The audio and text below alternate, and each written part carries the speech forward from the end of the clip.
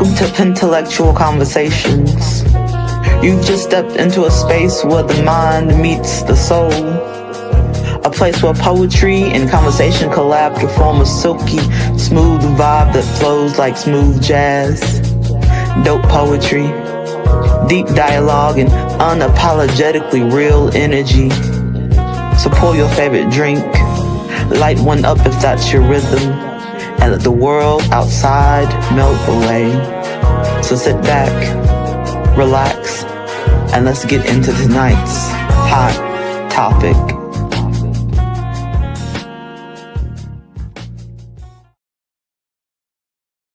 What's good, Pentellectuals? Welcome to another episode, and I am your host, Paul Cram the Poet.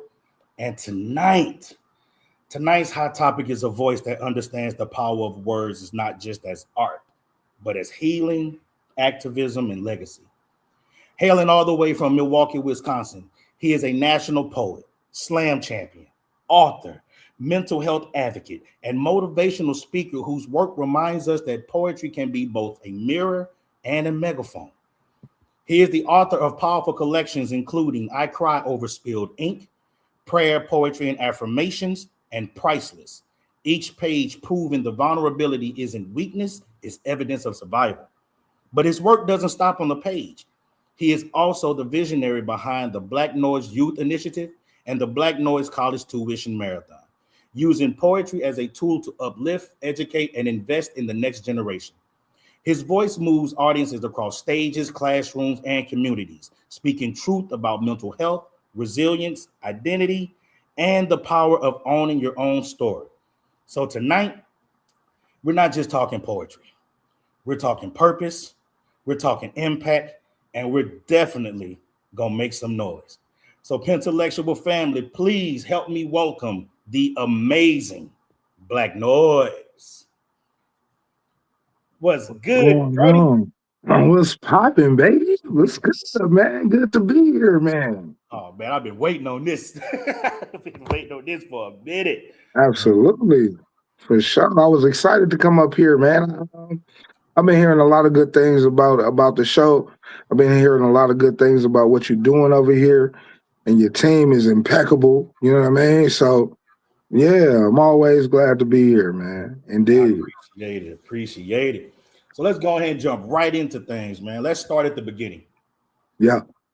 What was life like growing up in Milwaukee, and how did that environment shape the poet you would become? Life was fun, bro. I ain't gonna lie, like life was crazy, but it was fun at the same time. My pops left when I was 6. And we ended up having to move with my great aunt, which was the best thing in the world because I love my nana to death. You hear me? Like, so, even though, you had to go pick your own switch from the apple tree in the backyard and get chased around the cocktail table. Shit was fun, man. I grew up in the era where, police used to hand out bazooka bubble gum and baseball cards. You know what I'm saying? So I grew up in that type of era, dog. Like, we used to play outside. We used to go and catch butterflies and shit like that. It didn't get really hectic until, I probably reached my teenage years, to where I really understood the dynamic of really being Black, of really having to protect my neck, you know what I mean, and get out here in the street and see what was going on. I had uncles in the street and shit like that, but it was actually fun, bro. Playing cans. I don't know if y'all know what cans is. What? You know what I'm saying? Like, I mean, all of that. Yeah, dog. Like playing cans and shit like that. And I was young. I was bad, dog. I was definitely bad as hell. You know what I mean? Tried to sneak in my uncle liquor cabinet. Told my ass up. Told myself up. Thanksgiving, they looking for me. I'm somewhere asleep. Swamped. You know what I'm saying? But, playing hide and go get it. You know what I'm saying? Like, Hey, bro, like, Flashbacks. I know everybody be like, man, it was rough. Yeah, it was rough. Yeah, like sometimes, you know what I'm saying? It was like we ain't had no food. Yeah, my uncles and them was deep in the street. You know what I mean? A couple of them was pimps. You know what I mean? I seen some things that I wasn't supposed to.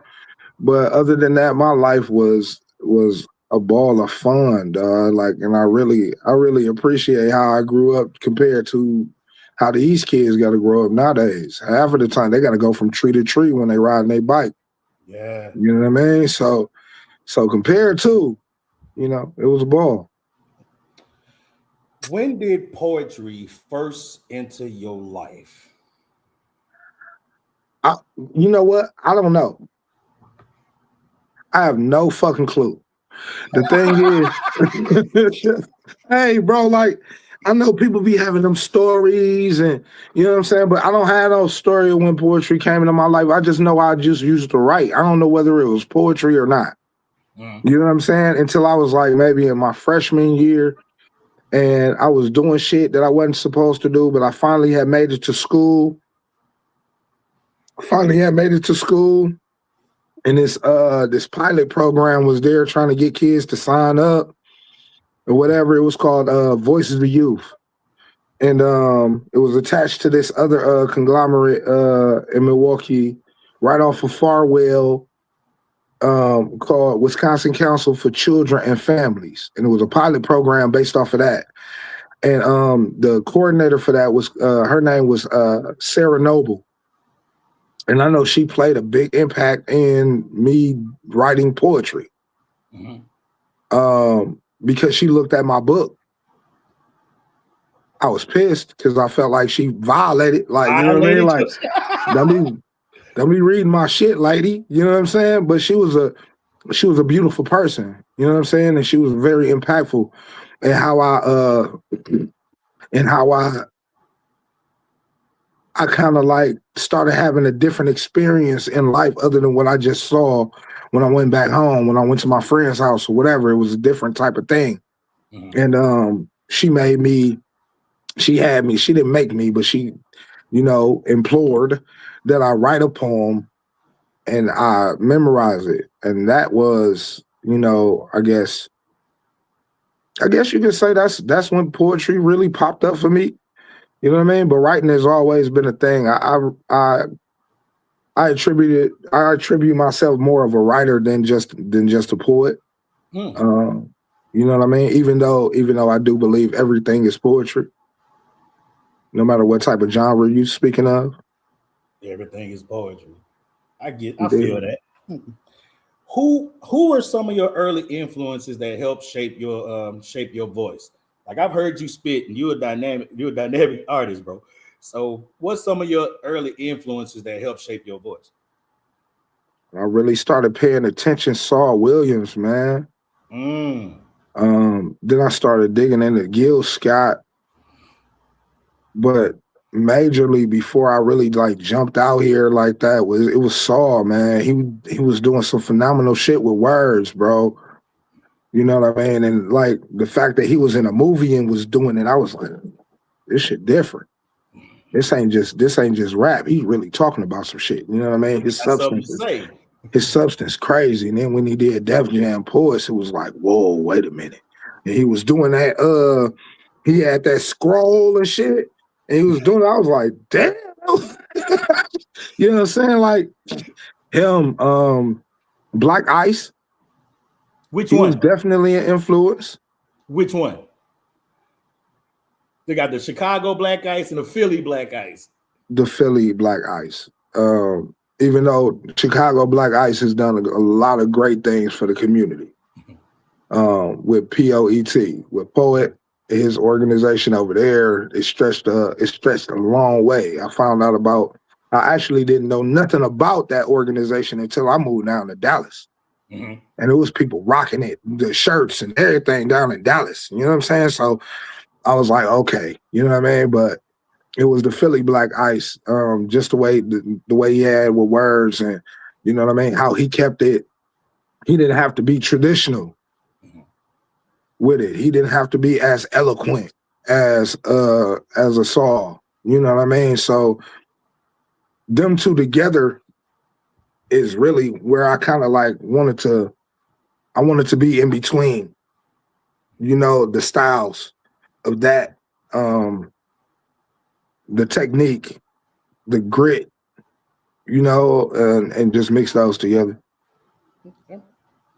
All right, so oh, wait a minute. I didn't, you know what I'm saying? Last but not least though, when I 2014, I met this man named AJ Houston. Okay. And that's who really put me on my shit.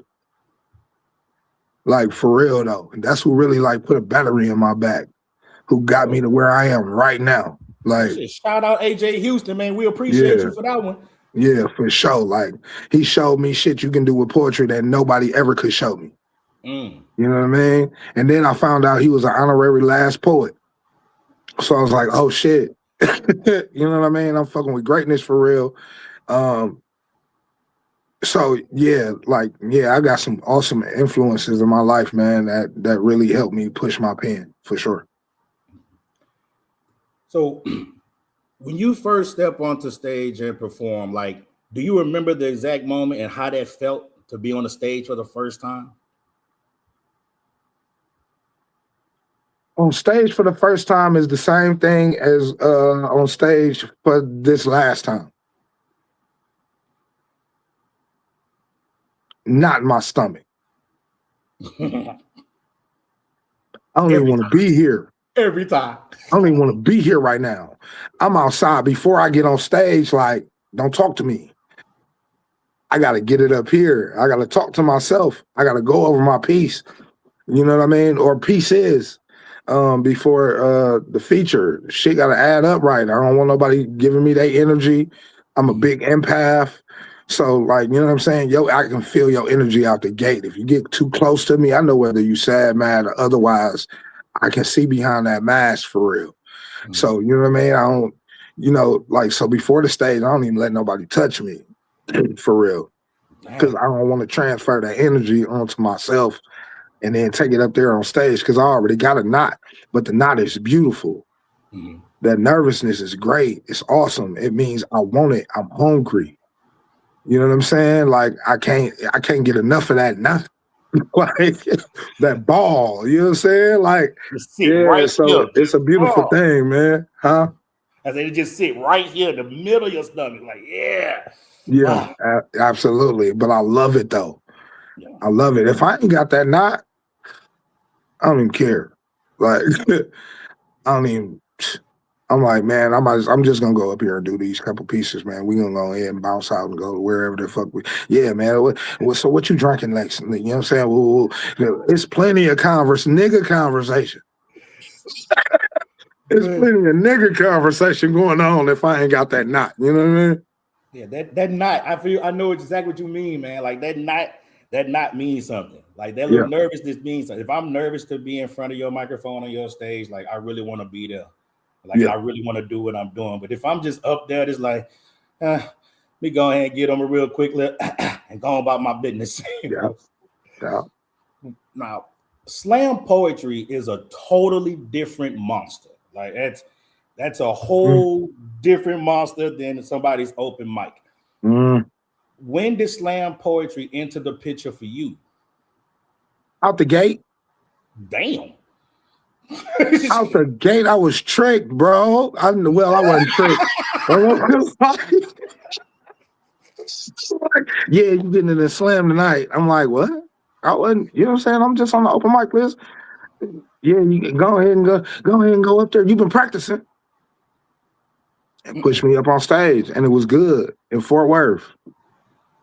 Because that's when I started like really taking shit serious. You know what I mean? Like really writing, really trying to find my voice, find my pen style, find everything about myself that I needed to bring me as far as like this far. You know what I mean? Every creative idea, things of that nature. That's what. So out the gate. Out the gate. You said in Fort Worth? In Fort Worth, yeah. Bro, like.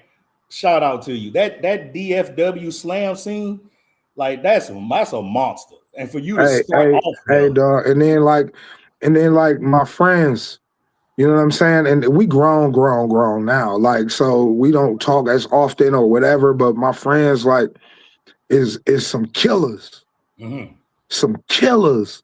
Like and some of the older guys, I can literally call Unc or call them, pick up the phone and you know what I'm saying? Hey, listen to this, or you know what I'm saying? Let me, Don Juan, Wayne Henry, you know what I mean? Javon Reggie Rustin was Bush. around. You know what I mean? Like shit, Rage Almighty was in the picture at the time, and we had to get on stage with that monster. Ain't no Like, way. you know what I'm saying? Like, so yeah, right away. But one thing I did understand though was that slam is a different beast, but it's also a catalyst to different things, to push you to a different level, to put you into a situation where you have no choice but to be nervous, but to be a little scared, but to spit. But it also is not the end all, the be all. Slam is a stepping stone, if you will. And it's a beautiful art form when done correctly, when the rules are together, when you know what I'm saying, like people are in competition or for fun, because I don't believe in no competition at all. Mm-hmm. You know what I mean? But when it becomes malicious or of ill intent, that's when it becomes that's when the lines get blurred. Right. But slam is a beautiful thing. And it also taught me to not write for slam. That's It interesting. also taught me do the same. If you're gonna get on an open mic, spit how you would spit in a slam anyway. Because these people because once you get that feature, now you got to spit like you in a slam anyway, because the theatrics have to be there, the entertainment aspect has to be there. Slam is to bring people to poetry who don't think about poetry. Okay. Never looked at it like Slam that. is to think about poetry, is to bring people to poetry who never thought about poetry, who don't know nothing about poetry, who don't care about the technique or how eloquent or none of that. All they want to see is a show. That's it. That's all. But then they start to turn over more. They start to have a better ear once they keep coming to hear and see the performance and see how you put it together. And now they have a different appreciation for it. Slam is that thing that attracts the non-poet. You know what I'm saying? And I appreciate that. So you never write for a slam. You just slam at a slam. That's dope. Like, you know what? I'm gonna take that advice, because someone told me that they feel like I should try to do the slam thing. I'm not gonna lie to you. I'm scared. Hey brother, I write all my shit. I don't give a fuck whether it's 4 minutes, 5 minutes, 6 minutes. You hear me? Yeah, I'm keeping that poem intact, right? Mm-hmm. But if it's a slam coming up or whatever, I will edit it down for time. But the integrity of the piece is never going to change. Or I'm never going to start out writing for this slam. Mm-hmm. So when because you do the poem is the poem. You know what I'm saying? When you finally do sit down to write, like what usually comes first for you? The emotion, the idea, like what drives your pen at that moment? In the beginning, it was the emotion. Okay. Because I was trying to stop from going insane. I was trying to stop from being so fucking angry from seeing the shit that I've seen. Now it's a contract that I made with myself. I'm gonna write every day. This is poetic news. I got a responsibility as a writer to push myself. It's the responsibility that pushes me now. It's the responsibility to take and disseminate this information and to drag up old dirt and to drag up old history that people try to forget, drag up old books that the government is trying to ban, and write about this shit. And be, you know what I'm saying? And this the page is the pulpit. at this point. My pen is the, you know what I mean? Like, so it's the responsibility now. Before it was based off of emotion. Before it was based off of a little boy trying to find a man. Mm-hmm. Before it was based off of me seeing too much death early and needing to get that shit out in any type of way that I could so I wouldn't go insane because I got PTSD for real. So it was that. But now it's the responsibility of a writer. Now it's me, okay, what's going on in the news right now? How can I disseminate this information, chew it down, digest it, and be able to spit it back up in a way that everybody can hear it poetically? Mm-hmm. And it means something, and it stamps on something, and it stands for something. That's it. You brought up books, and I'm glad you brought up books because I want to talk about yours a little bit. Mm-hmm. You're the author of I Cry Over Spilled Ink. Like, that title alone feels emotional as hell. What inspired that project, and what does spilled ink represent to you? Anytime we write, we spill ink, right?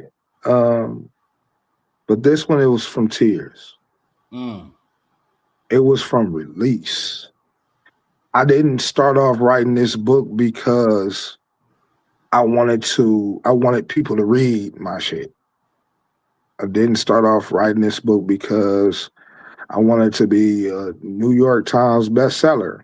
That's not why I wrote this book because I had to, because it's the most vulnerable thing that I've ever written. And if I didn't go to the places that I went to in this book, then I wouldn't have grown to be a better writer from even the poems that I wrote in this book. I wouldn't have become a better man. You know what I mean? Either. Just the thought process is different. I had to get rid of old shit.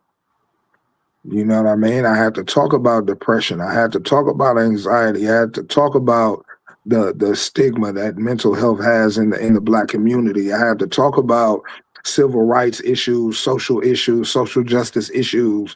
I had to talk about everything that had been on my chest that I never really dug deep enough to write about. That's heavy and that's hard, but it's very necessary, especially with us as artists. Like, I think some of my best pieces have always been something that really came from, like, emotionally, that I really had to deal with. And I've never written those pieces for other people to like those pieces. I wrote those pieces so that I can heal. Yeah. You know, so I definitely understand what you mean by that. Yeah. You have another book, you have a couple books, but this one right here, Prayer, Poetry, and Affirmation. So that blends your creativity and spirituality. How important is faith in your journey? It's everything. Mm-hmm. Yeah, it's everything. Without faith, work is dead. Without work, faith is dead. So I have to, with me knowing that I have a purpose and I'm living in my purpose, walking in my purpose, how can that not be mixed with faith? Because you don't know where you're going. When you a visionary, yeah, you got the vision, but you don't know what's getting ready to happen from step to step. You just know you following this plan. But struggle come in the middle of plans all the time. Yes. Mishaps come in the middle of plans all the time. So you have to have the foresight to have faith that, okay, even though this unseen, I believe in this unseen thing so much that I'm unshakable. That even if I have surgery today, I'm back on social media today, building my brand. You know what I mean? You know, I needed to hear that. Like, that message was for me. Like, that message was for like me. it gotta be faith driven. And I know a lot of people, I don't know what nobody else subscribe to, but that's what I subscribe to, boy. I like the way you put that. There's a lot of shit going around, flung around, all this different information from different from different types of conversations, these ideologies, whatever. I respect it all, but this is what I subscribe to. I subscribe to faith. I believe in Jesus. It is what it is. It is You what know what I it is. mean? Now, do I think fuck was gonna send me to hell? No, not at all. Not even a little bit. Not even in the least bit.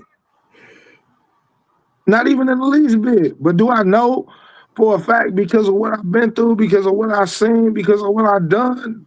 Do I know for myself that this is what that is? And I got to give him something first before I can do what I need to do? Shit. Own it. Well, I want the people to really understand why they're here. So at this point in time, I'm about to give you the stage for your first three pieces. So with that being said, Black Noise, the mic is yours.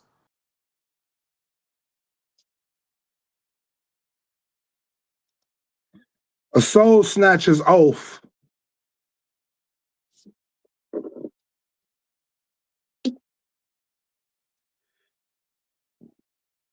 Excuse me.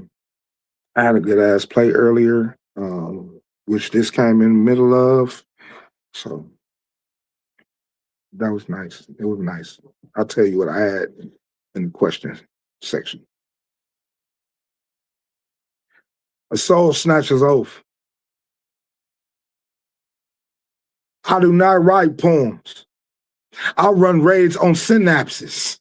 I am the sanctioned thief of silence, flipping through sternums and syllables, lifting the locked away lullabies people bury beneath bills, bruises, and borrowed beliefs. My pen is a pair of gloved hands.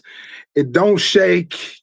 It trespasses, it presses against pulse points, picks the padlocks of pain, pulls out the parts of you you swore would never show in public. I am responsible for what I steal. A poet cannot plunder without purpose, cannot snatch a soul and leave fingerprints, cannot crack a chest open and forget to stitch it shut with something softer than sorrow. So I study the structure of an era. I report from the front line of living rooms where eviction notices echo louder than applause. I report from the pavement where protest signs bloom like stubborn sunflowers through concrete. I report from the classroom where history is handcuffed and truth is told to sit down. I am the correspondent of courage. When the streets swell with chants, I catalog the cadence. When the sirens slice through night air, I measure the pitch of panic. When mothers mouth prayers in the pillowcases, I translate tremors. This is not performance. This is paperwork for the spirit. Every metaphor must mean something. Every line must lift more than likes. If I summon tears, then they even must irrigate something. If I summon anger, it must be aimed, not scattered like sparks in dry grass, but struck by steel against injustice until friction bursts fire fit for forging fortune's future. A poet is a pulse keeper. We press our ear to the chest of the century and announce whether it is arrhythmic. We diagnose deception, prescribe defiance, remind a generation that love is not limp. Do you know what the weight of a word is? It can crush a collarbone, construct a cathedral, or corrode conscience, or cleanse it. So I sand my sentences smooth of vanity. I sharpen them free of venom. Because truth does not need theatrics. It needs transaction. And love. Love is not a lullaby in my language. It is a lighthouse. And I am a soul snatcher. I am responsible for what I steal. It is my duty.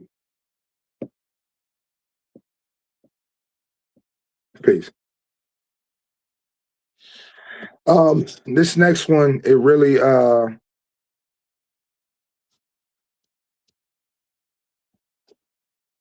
is really close to me. And I smile every time I do it because I love it so much. It's probably my favorite at this point, and I haven't even written it that long ago. But it's called Black Boy Joy. Something I had to find as a grown up. But here it goes. Joy be a jawbreaker, bright colored, bold coated, hard as hope but sweet as Saturday morning cartoons rolling through alleys where laughter meets acrobatic mattresses and echoes louder than sirens black back then. The world was wide candy aisles and I believed every color was mine. But somewhere between childhood and stereotypes, that jawbreaker cracked. Life learned my flavor and tried to chew me down to nothing. Now I try to remember the taste of who I was before the bitterness. I used to sprint like spilled Skittles, frolicking, free, scattering joy across cracked concrete with scraped elbows, bandaged knees, and a grin as gummy bear gentle as God's first whisper before bills, bullets, before breathing meant bracing as a boy. My backbone was caramel and curiosity, soft but stretching, a sweetness stirred by stories my nana sang into my scalp. Now that caramel's hardened, molasses turned to armor, shielded me in the city that sucks sugars from the spirit. But I'm still searching, digging through wrappers of worry, trying to find the taffy of who I was, pulling at it, stretching it, trying to remind myself that softness doesn't spoil manhood. Black boy joy once spun in me like cotton candy confidence, blue pink. Bravery dissolving on my tongue before the world taught me to swallow storms. Now I'm a grown man, standing in the carnival of chaos with fists made of sugarcane, sweet but ready, soft but stubborn, strength that sticks even when scorched. Some days I taste lightning licorice, striking, sharp, survival-shaped. Other days I crave the chocolate-scented courage I had before I knew what it meant to be a threat just by existing. I'm learning to layer my laughter again, to let joy be a gobstopper nobody can break, to let delight dance with danger the way it did when my only fight was keeping my sneakers clean, because the miracle is this: that candy-coated courage can live inside a black man's battle-scarred body, that sweetness can still sing beneath the sirens, that tomorrow can still taste like sugar, even when every day feels like survival. I'm not just reclaiming my joy, I'm unwrapping it, letting the man I am meet the boy I was in the middle of the struggle, teaching each other how not to melt under the heat of this world. Black boy joy, black man fight, both exist in me. And I've learned that sugar don't have to die. That's a piece. This is Women's Month, Women's History Month at that. And I would be remiss if I did not do a poem for our strong women.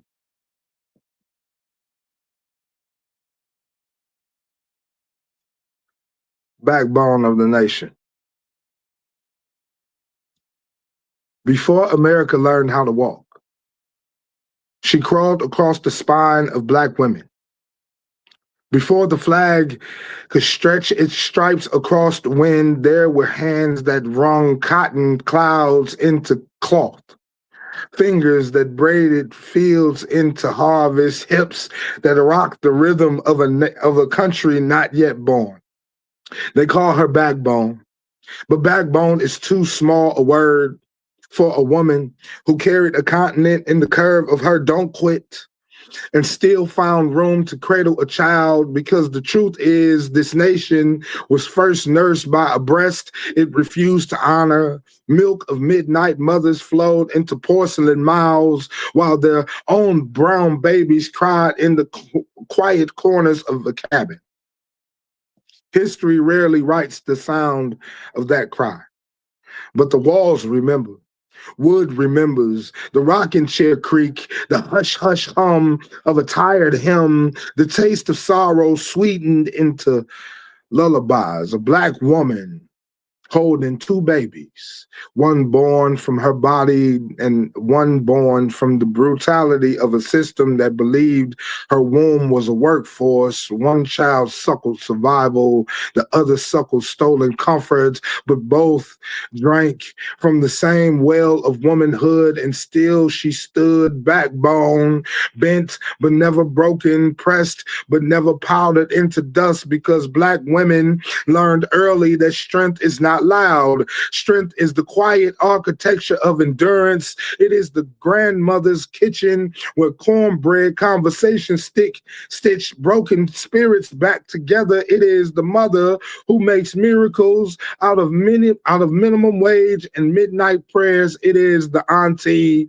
who carries wisdom in the swing of her earrings and justice in the arch of her eyebrows. It is the teacher, the nurse, the neighbor, the woman who becomes a village even when the village forgets to become her shelter. Black women are the scaffolding of survival.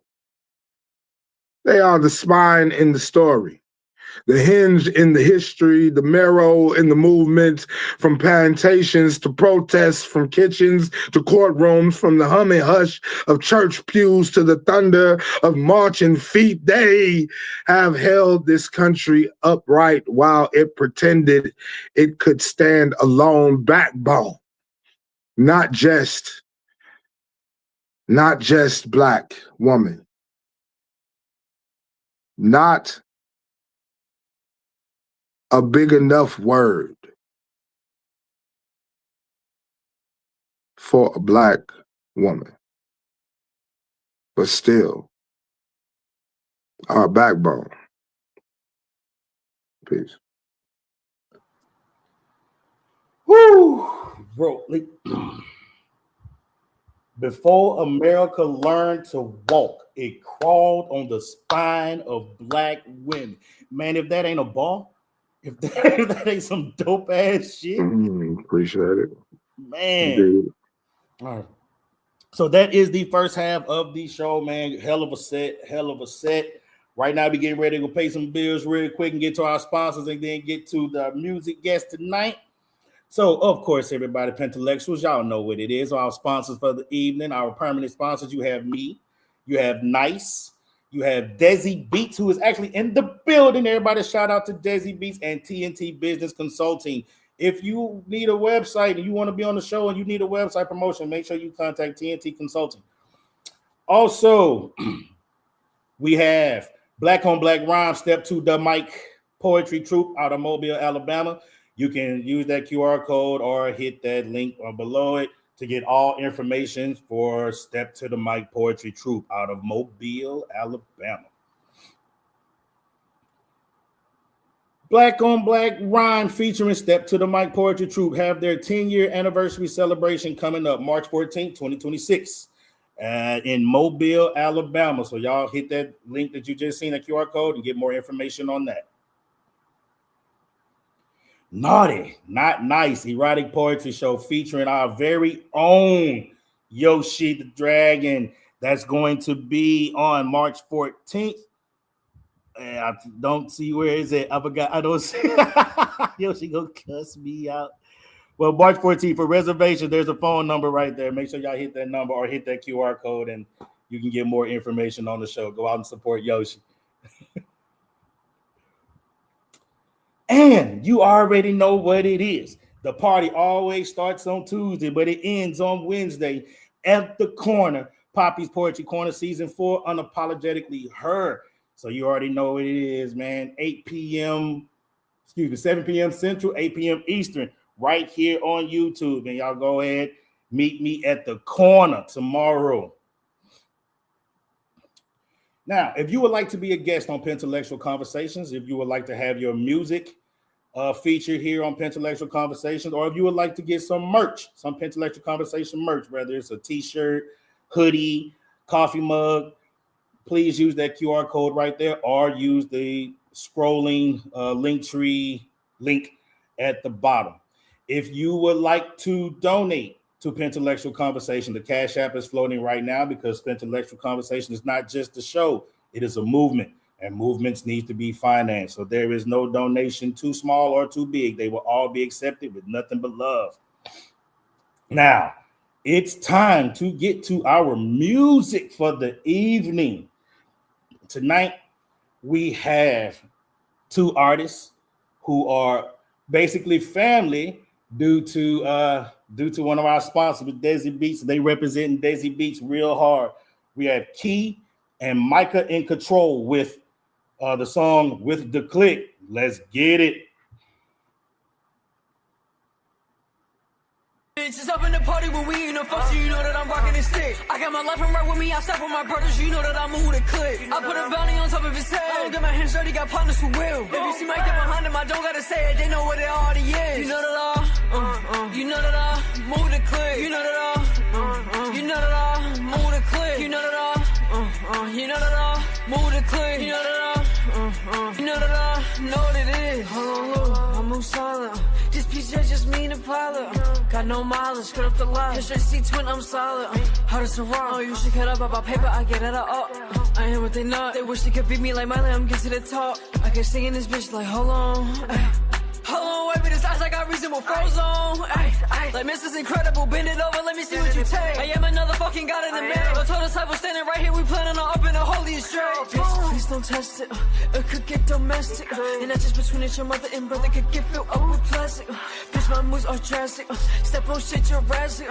Don't keep bringing us up the look, you talk the look, we dragging. Bitch, it's up in the party when we in the fuck, so you know that I'm rocking the stick. I got my life and right with me, I step with my brothers, you know that I move the click. I put a bounty on top of his head, I don't get my hands dirty, got partners who will. If you see my get behind him, I don't gotta say it, they know what it already is. You know that you know that I move the click. You know that you know that I move the click. You know that you know that I move the click. You know that you know that I know what it is. Keeping it quiet, I ride with a blick. I ain't stunning these hoes while they fetching for dick. I keep my right hand beside me, ain't touching the molly, ain't driving, but you getting will. I'm counting cash, my paper. Or I got them mad, yo, making up. I'm puffing grass, you lacing up, or you should've blast, but you fake it tough. My bar so marvelous. Just me and the gang and God with us. No, I ain't aiming my bro to get the tweaking for these squeezes. They coughing up. Tell me who harder than me and my brother, they his, they gon' wanna auction us. Give a fuck about the past, bitch, I'm in my prime. I'm bigger, could've named me Optimus. And I'm with my niggas, that's where I reside. Don't let it hang, I ain't catching no vibe. Stuffing like playing, this blunt that I'm facing this road and the Dutch to him to the sky. Calling up game, no, this shit can get dangerous. Round with G4, maybe 5. Step in the function, but moving with caution. If I see a twitch, I'll pop in your eye. Bitch, it's up in the party when we in the function, you know that I'm rocking the stick. I got my life and right with me, I step with my brothers, you know that I move the click. I put a bounty on top of his head, I don't get my hands dirty, got partners who will. If you see my get behind him, I don't gotta say it, they know what it already is. You know that you know that I move the click. You know that you know that I move the click. You know that you know that I move the click. You know that you know that I know what it is.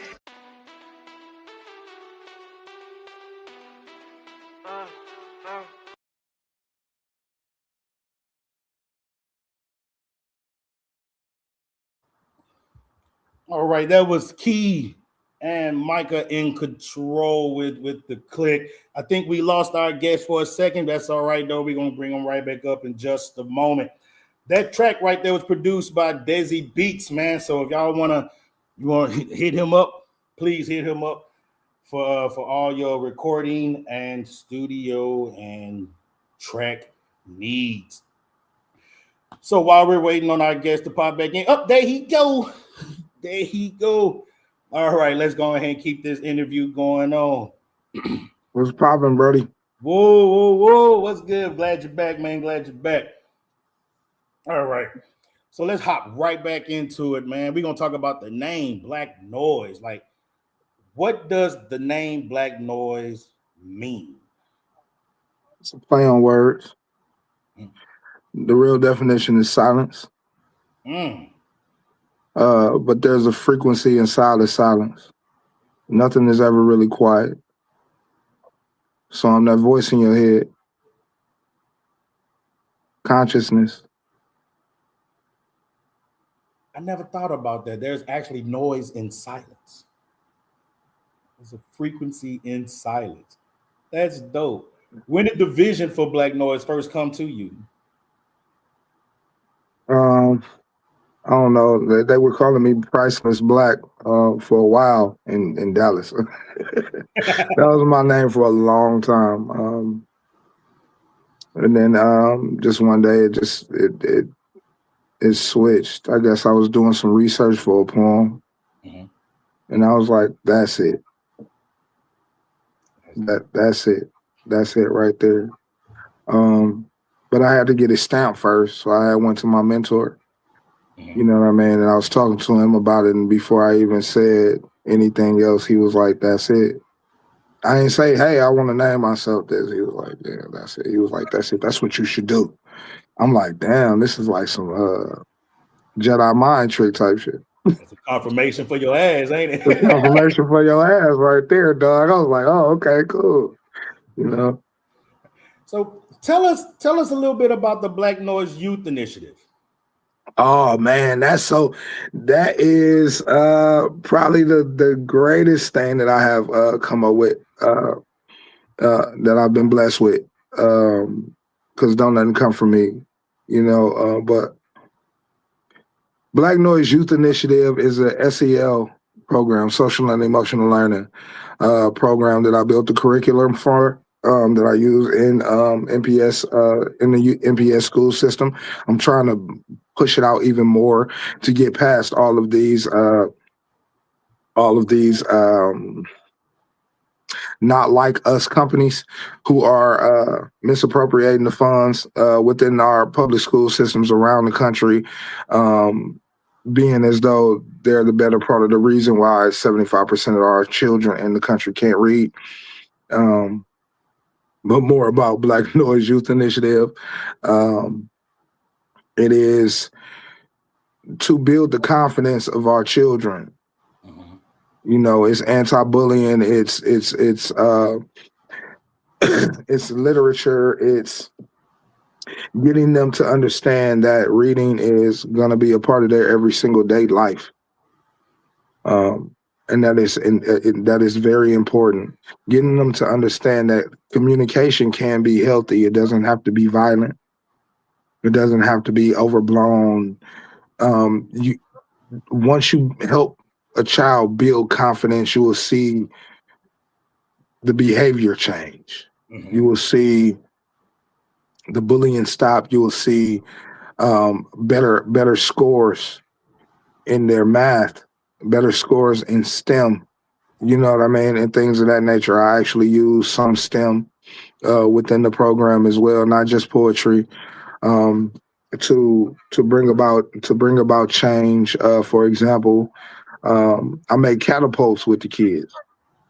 So we talk about potential and kinetic energy, and how their potential is limitless. All they have to do is move it. Wow. Be kinetic. You know what I mean? So we can correlate certain things within the program that will always go back to them being the better people.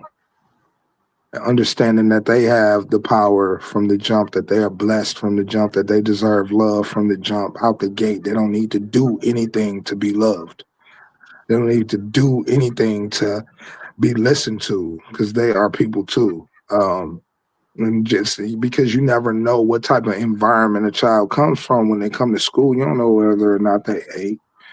You don't know whether or not they had a conversation with their mother or their father before they left, telling them how beautiful or how great they are. You don't know if they know what affirmations are. You don't know. You know what I mean? So, like, you don't know what the situation is. So you have to be a part of that village that raises that child, and that's what Black Noise Youth Initiative is. We are a part of the village that wants to help raise healthy, confident, studious, intelligent children in this world. We don't use phrases like YN. You know what I mean? because I believe that's just a phrase for white folks to call us niggas. And get away with it. Get away with it. Easier. You put it in the acronym, you can hide it. You know what I'm saying? So yeah, man, that's the beautiful thing about it. I love it. And they end up doing a poem. They end up building a poem at the end of by the end of the program. After the workshop series and things like that are done, or they end up building an affirmation book that they can take home with themselves. Normally, once I am in the school, with fifth or eighth graders, I'm doing a commencement speech, and at that commencement speech, they get to say their poem in front of all of their parents. You know what I mean? And loved ones, so they can know that, like, yeah, look what I did. Look how important this is. Hopefully, we can build this program big enough to where by the end of the program, they can have their own published book by the end of the program. And that's the long-term goal of that. Build an anthology poetry book for them at the end of theirs, and with all of their original work. You know what I mean? So, you got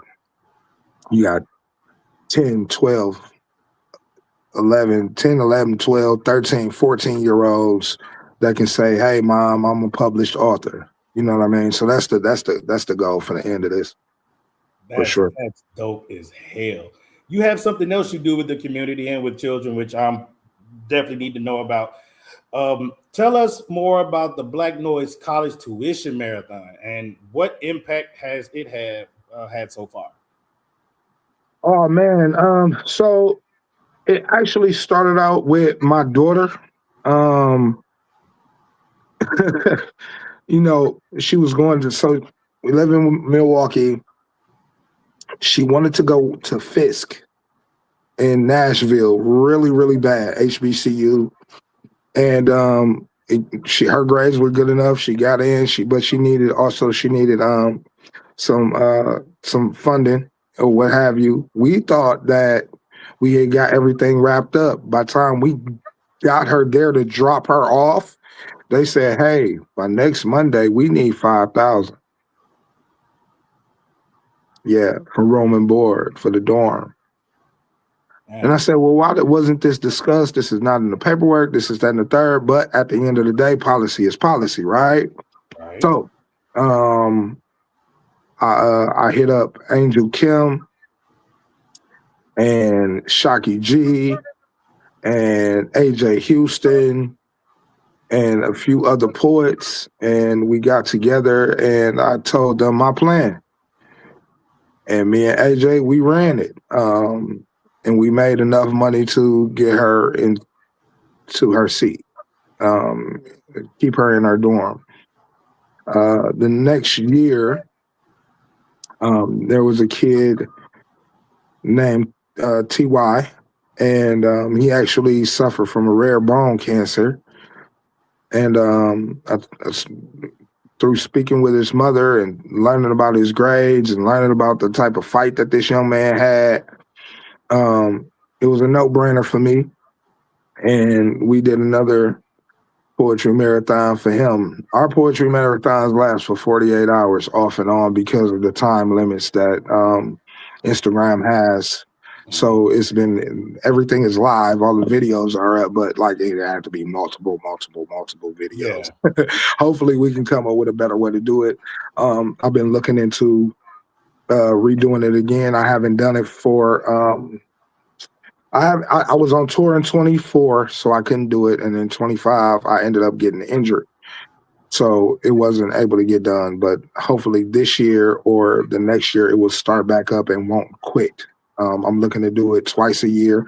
2 different students. They will have to do an essay to be able to enter.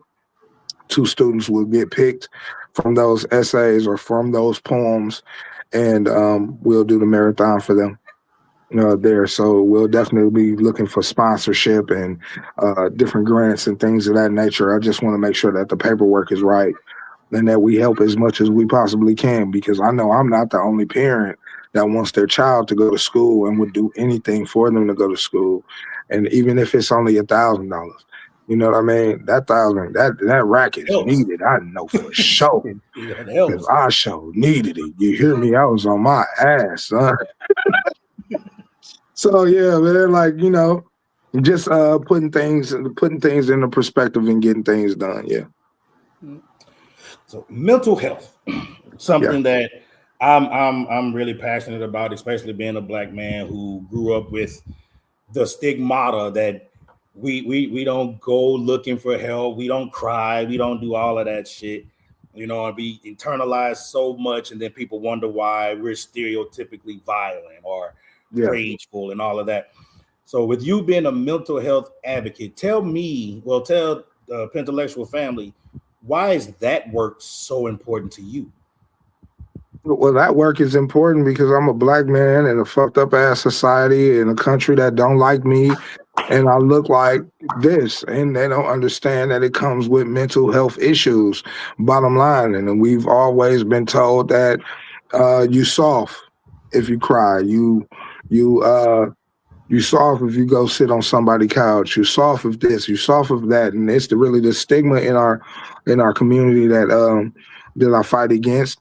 But I know that our condition, whether it be financial, um,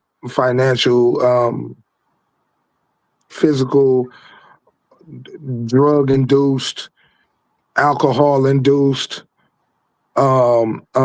church hurt. Church hurt. That's a all big of one. those things play a part in our mental health, and just fighting against those things, letting Black men know that, hey, it's okay. It's okay to cry, boss. You know what I mean? It's okay to seek help. It's okay to have some type of sounding board for your thoughts, because they might not think it does, but suicidal ideation is very prevalent in the Black community. And all we need to do sometimes is just check up on our people.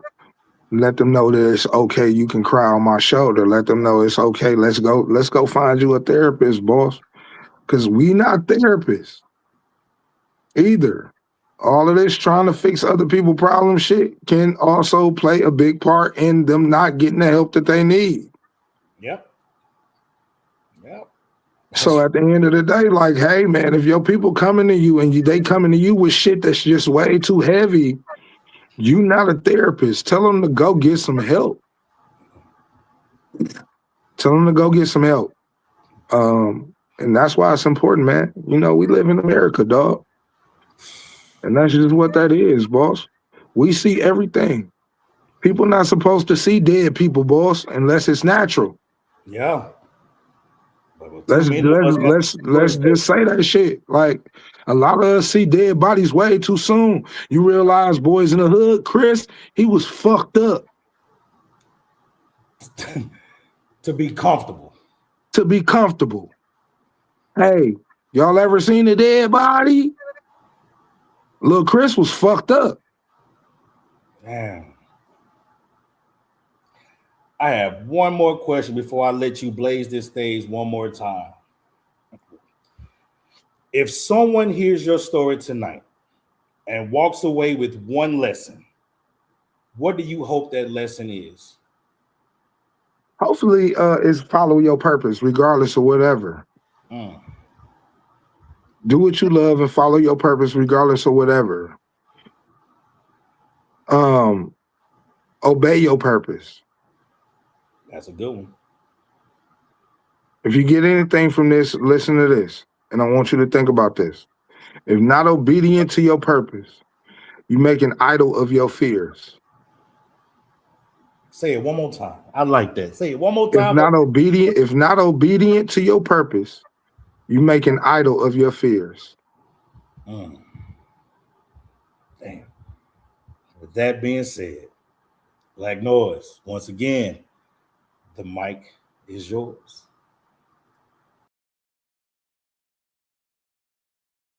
I always like to leave my people with a lot of information. If you haven't already, you don't know what this is our Crowver's building. Go get it. It's everywhere.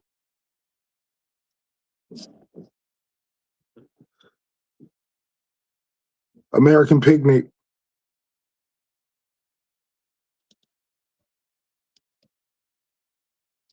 In 1836, Francis McIntosh was chained to a tree and cooked alive right there in St. Louis. Not in secrecy, not behind a curtain of night, but in front of a crowd thick as flies at a summer barbecue. Up to 1,000 bodies gathered, white faces glowing in the orange gospel of flame. Francis McIntosh, a boatman, a black man, a breathing man, sang while they burned him. Witnesses said his voice rose through smoke. His gospel, like gospel climbing a church steeple, he sang because the rope was iron and the fire had already begun its sermon. He sang because mercy had left that picnic and the crowd behaved like guests at an American cookout. They circled the tree like it was a grill, heat licking the air, embers snapping like fat off flame. Some leaned closer. Some laughed.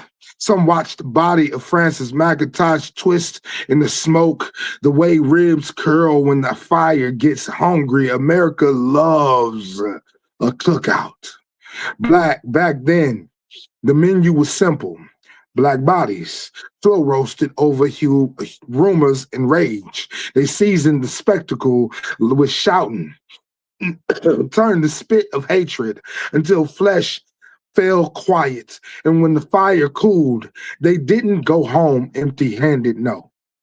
They packed souvenirs, a finger tucked into a pocket, like a toothpick, a bone wrapped in cloth like leftover brisket, a tooth dropped into a coat, the way men carry lucky coins because every good picnic needs something to remember it by. Some took more, like skin stretched and stitched in the quiet arrogance of furniture. Imagine that.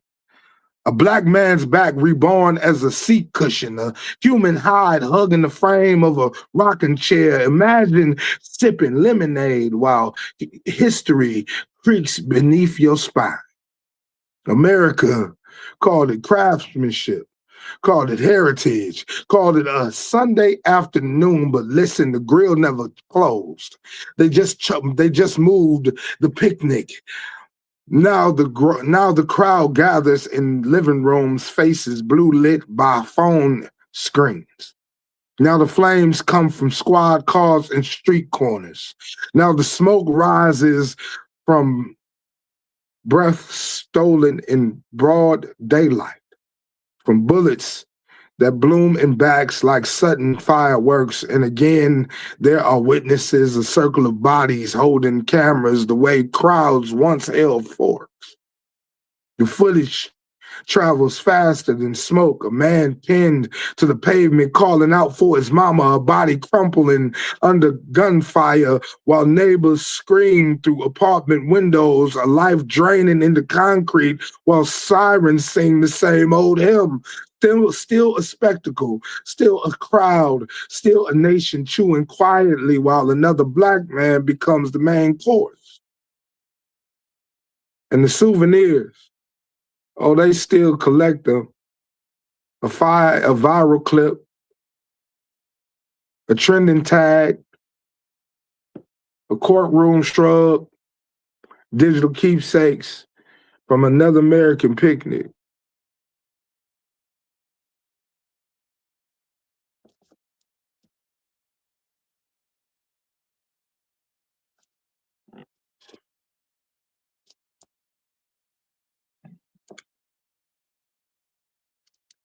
Phone mode funeral.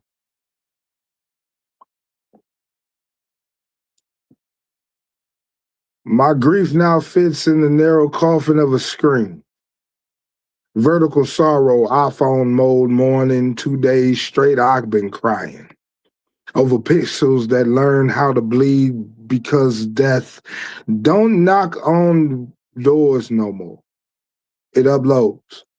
And the neighborhood news ain't helicopters and the anchors anymore. No, it's shaky hands and cracked iPhone glass.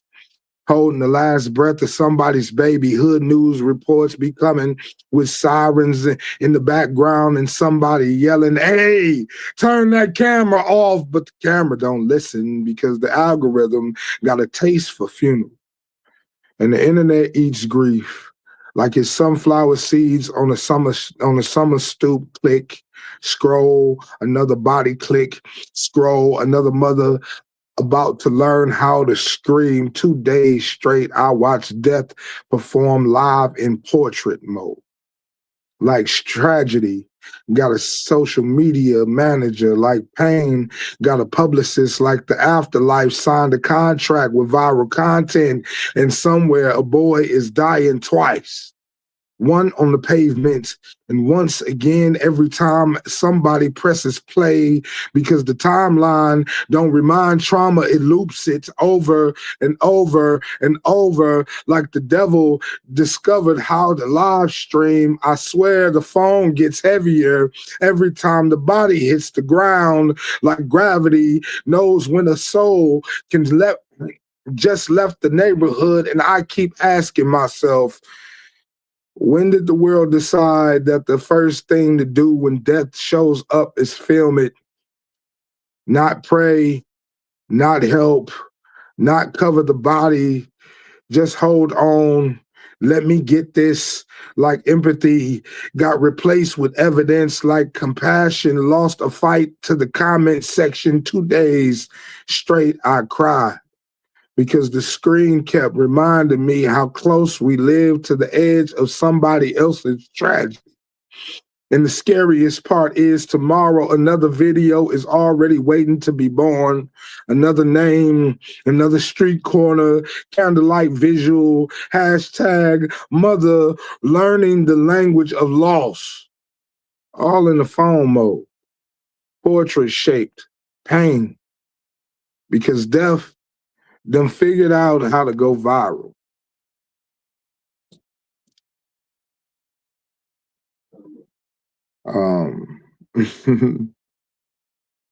For the last piece,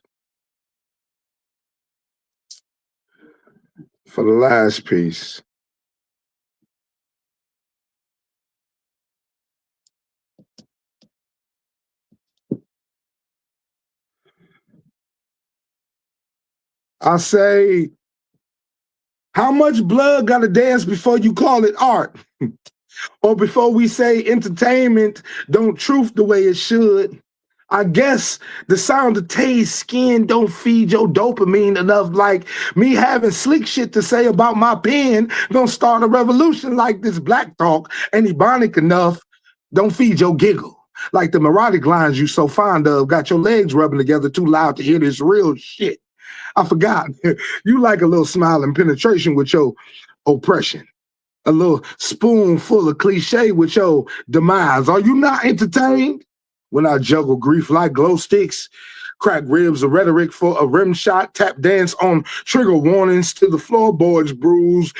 You want cadence without consequence, confetti without caskets, a punchline that kisses you goodnight, while the city tambourines and handcuffs. I'm told to keep it cute, keep it quotable, keep the blood from spilling on the crowd, say systemic softly so the syllables don't startle sponsors, say progress like a prayer you don't intend to finish. They clap when the metaphor moon walks across stage. You know, them niggas want to thrill, but they cough when the mirror speaks.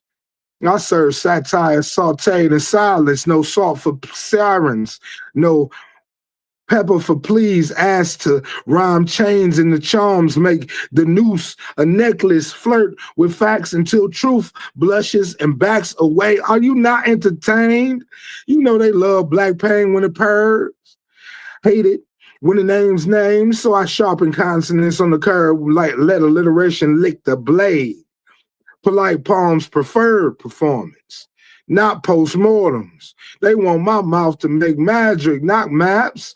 My balls to be candy, not courtroom transcripts. Got the nerve to want some funny shit. As if laughter isn't a leak in the levee already. I give them metaphors dressed in mannequins, plastic smiles stitched with statistics, and still they ask for more sparkle, less smoke, more bounce, less bodies, more vibe, less verdict. Say don't ruin the room with reality. Don't bring a beating to a brunch. So here, take this encore with no exit. This rhythm with rigor mortis.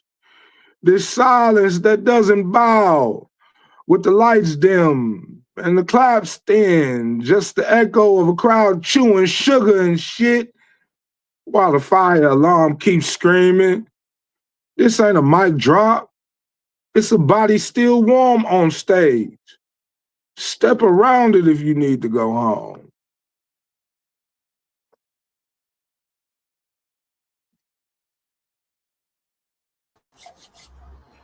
All right, man. I appreciate that Black Noise, everybody. I wish you had the applause sound right quick. I'm going ahead and do it for you.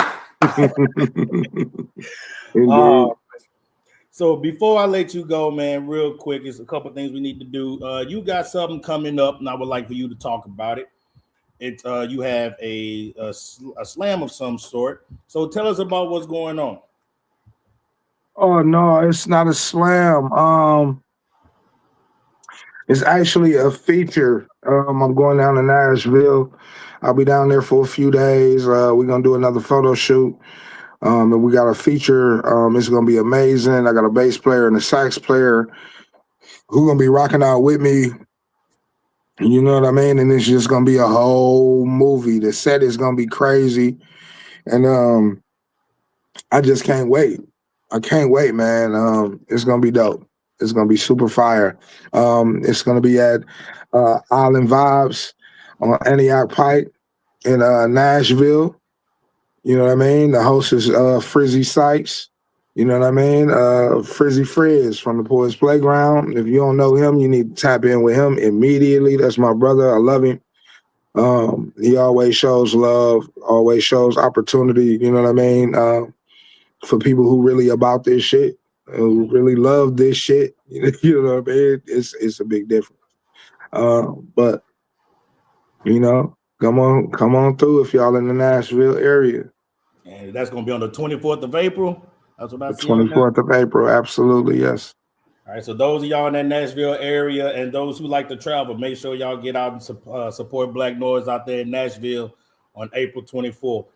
All right, man, can you please let everybody know where they can follow your pen or your social media handles and where they can purchase your books before we let you out of here?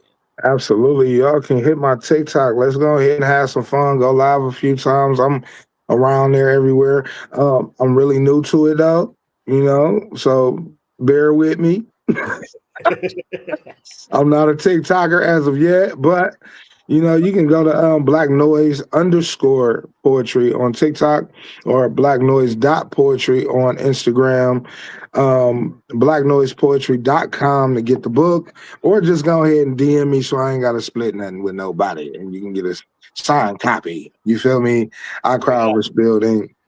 Yeah, absolutely.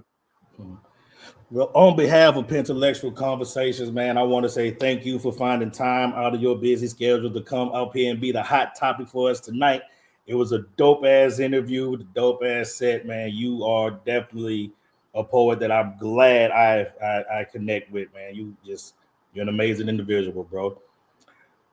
So with that being said, much love to you. We're going to go ahead and let you go, fam. Peace out. Peace out. All right, so y'all know what time it is. It's that mic drop time. All right, so before we get up out of here tonight, I want to leave y'all with a little something simple, a question really. When was the last time you told yourself thank you? Not your boss, your partners, your friends, family. When the last time you told you thank you?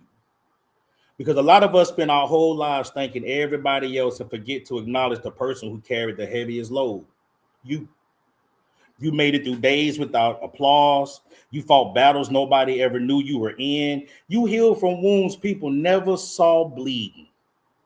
You kept showing up, even when quitting was the easier option. So tonight, when you get a moment, I want you to do something most people never do. Look in the mirror, tell yourself 2 words. Thank you. Thank you for surviving.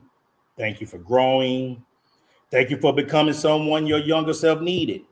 Because sometimes the strongest person in your life is the one you see in the mirror every single day. This is Paul Cram reminding you that dope poetry, deep dialogue, and unapologetically real energy will always reside here at Pentellectual Conversations. And with that being said, we out! Thank you for vibing with us. We hope tonight's conversation inspired a creative spark in you. So go out and show the world who you really are. And we'll see you next time on Pentellectual Conversations.